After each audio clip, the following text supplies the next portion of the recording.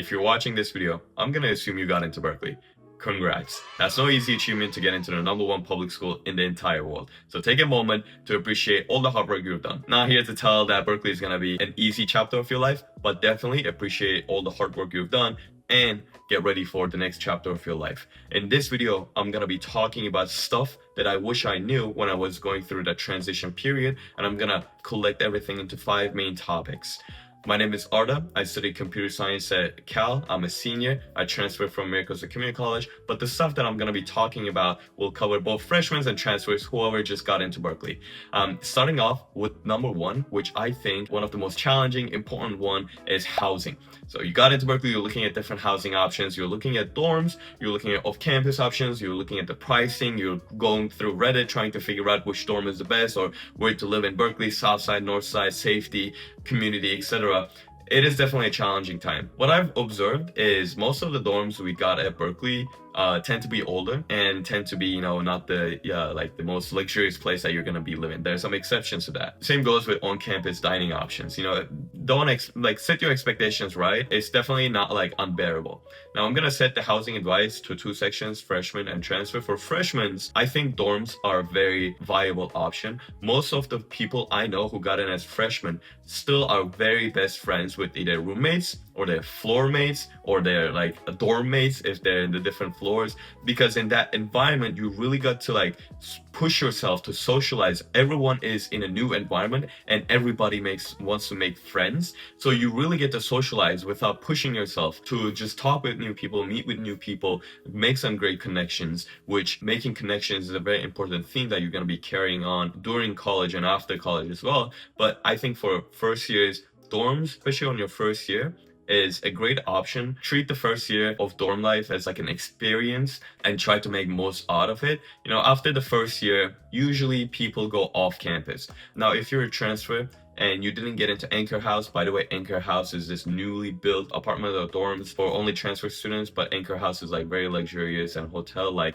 If you didn't get into Anchor House, 99% consider off-campus options. If you did get into Anchor House, depends on Anchor House is expensive. If you have financially covering it, consider it. If not, I don't think it's worth the amount of money they're asking for. So how do you find off-campus housing? You find it on Facebook groups. I think this is one of the few use cases of Facebook, but there are a bunch of groups on Facebook, they're called Berkeley Housing or whatever. There are multiple of them, and people look for housemates there, people look for subletting there, people look for different apartments there. So take advantage of the Facebook groups. But overall, my take on housing is, if you're a freshman, spend the first year. I would spend the first year at a dorm. If I'm a transfer, I would do off campus, which I've done, unless the Anchor House comes in, but still I would consider it since it's expensive. And last point is, when you're living off campus, you get to pick your roommates. You can talk to people, you meet with them, see if you vibe with them.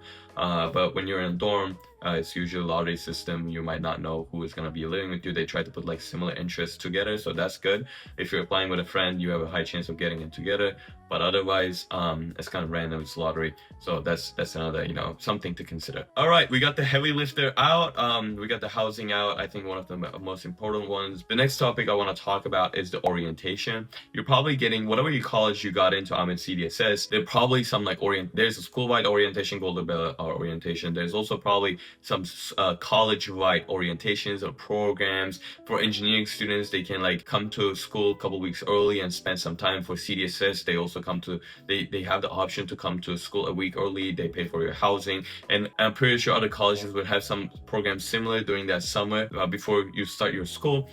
Rather than taking a summer class, I would try to maximize the opportunities at these summer programs. I think it's more beneficial to meet with people, ask your questions, get used to the atmosphere. I think that would put you a step ahead rather than just taking a summer course, as you're just gonna have time to take a bunch of courses on your either from high school to college or community college to 4-year college. On that summer, I would take advantage of these orientations very seriously and look at your emails very often. I also want to mention checking Call Central very often. That's very important too. Sometimes tasks pop up. I would check every few days, every week, to see if there's a new task pop up that I should be doing, so they don't put a hold on your registration or financial aid, etc. I want to mention classes as well. What class do I take? Obviously, the best way to figure out is ask your major advisors as well as students. Reach out to people on LinkedIn, reach out to me, reach out to other people who are majoring in your major. Just like be like, hey, like what classes did you take on your first semester? How was the workload? I'm planning to take this. Not many people reach out to other people. They will be very willing to help with just like simple questions on the workload, the class I want to take, how heavy it is. On the note of workload, I would highly recommend against loading up on your first semester. Now, maybe you're a high achiever in high school or community college, you're doing very well, high workload, etc., and you're confident in your abilities. But when you move to Berkeley, the life is changing. It's not only about classes, but you gotta adjust to your housing, to your living situations, to your friends, to other things, and that will definitely have an impact to some degree. And on your first semester, you don't need to rush anywhere. I wouldn't take more than 2 technicals, especially for STEM majors, on your first semester. See what's happening, get adjusted, understand the class structures, understand what the professors are looking for, understand the discussions, office hours, review sessions, tutoring, all these things. Understand this on your first semester. So don't go like super heavy workload on your first semester. So I would be careful on that. Picking up your classes also, you can use Berkeley Time for like building your schedule, etc. Great interface, it's a student-run platform.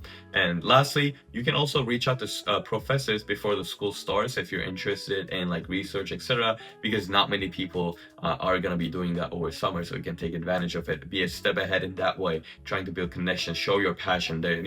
Sending a thoughtful email is very important when it comes to cold outreaching, showing your interest, showing like your past experience. If you don't have past experience, just build some. Now with AIs, you can like build a lot of different things and reach out. Professors are very good at understanding if you wrote the email with AI or not. Don't complain about not receiving an answer if it's AI written and like obvious that you're not interested or you're not showing your passion. Moving on to next topic, financial aid. Obviously, I would check my financial aid right now, but sometimes there might be complications with your documents, with like some stuff. Make sure you're on top of it with like Call Central. And if there's like any situation that happens, as soon as you see it, call the financial aid office. They're very helpful. They will figure out what's going on and help you as a student. Also, if you're looking to apply to scholarships, there's a limit on like how much money you can get if the scholarship sent the money to school. So if I want to put it in simple terms, the school calculates your cost of attendance.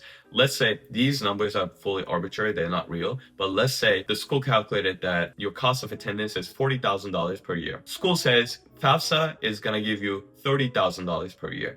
Then you have a $10,000 of like scholarship availability that you can get if you apply to scholarships. This is for scholarships where you apply, but then they say, we're gonna mail the check to your school, not to you. Like, we're not gonna direct deposit you. We're gonna send it to school, which most scholarships do that because they want to like prevent scam and stuff. So when you're applying to scholarships, keep that in mind. If your income is very low, your financial aid is gonna be high, and you're not gonna have a lot of space for scholarships, you can adjust your cost of attendance, and you can Google on how to do that. You can basically say, hey, it actually cost me $45,000, not $40,000 for X, Y, and Z reasons. So look that up, but that's financial aid. Moving on to our last topic is community. Building community is very important when you move to a new atmosphere, and there are a few ways you can do that, but obviously the most basic, simple step is to get out there, say hi to people, meet with them. Even if you are not the most outgoing person, push yourself to just like say hi to people, meet, ask them about themselves. Try to get involved in organizations, clubs, whatever they have to offer. There's the whole club scene at Berkeley is a different thing, by the way. I made like videos about that too, you can check it out. But building community is very important. One way I would build your community if you come to CDSS is be part of our Hello World mentorship program, which is a mentorship program that I run. It's the official mentorship program of CDSS, and all the other colleges have like mentorship programs that are similar, but basically you get in, you're in a cohort of like students just like you. Let's say you're a first year international student who majors in biology. Let's talk about Hello World. So let's say you major in CS. So you would be surrounded by first year international CS majors and with an upperclassman mentor that's also like coming from the same similar background. And it's a great way to build community, meet with people, because you're in like a small cohort, but you can also be part of different organizations, like going to different events. On your first couple of weeks, there are gonna be so many events actually that will offer free food. Usually like on the first couple of weeks of semester, I don't even eat at home because there's always free food are happening on campus. So take advantage of these. Go meet, say hi, build the community. It's a lot easier to build your community early on during the semester, because that's when everyone is trying to build their community. As the semester moves on, it's gonna be less like people looking to build their community, like outgoing people, etc. So take advantage of the first couple of weeks of school. Push yourself to be outgoing. Now, the community was our last point, but I also want to talk about the mindset when you get into Berkeley. It is very easy to be overwhelmed with the amount of things that are coming to your plate when you're transitioning. And while still at the school, some people feel like the imposter syndrome, which I also addressed in my videos. But what I want to say about imposter syndrome, since I mentioned it, if the UC Berkeley admissions read your applications and said, we want to have this person at our school, they believed in you. They believe that you belong to Berkeley. Now it is up to you to believe in yourself that you belong here. So I'll address it that on that note, there will always be someone who is better than you, whether in classes, life, whatever. Not only at school, but outside of school as well. So it is important to compare yourself with yourself. So that's a note on imposter syndrome. But mentality, I would keep the mentality of, hey, I'm at Berkeley, one of the greatest universities in the world, but a bunch of people who got in here just like myself. Let's meet with these people. Let's take advantage of this school to the maximum level. Let's squeeze out every opportunity that it has to offer. Let's say yes to different events. Let's say yes to different opportunities. Let's create our own opportunities. Let's go to these different events that are happening on campus, meet with people, listen to them. When people from the industry comes, talk to them, and explore as much as you can, because whether you're coming in as a freshman or a transfer, you need to explore to understand what you really enjoy. You might have an idea, you might not have an idea at all, but the best way to get that idea is to explore. And how do you explore? By going to different things, talking to different people, etc. So that's a note that I want to leave on about the mindset. I have a few more videos about Berkeley that I'm gonna put up here. You can go check it out. I hope this was helpful. Again, congrats on getting into the #1 public university in the world. Feel free to hit me up with any questions you have down in the comment section. And if you found this video, like and subscribe. I'll see you on the next one.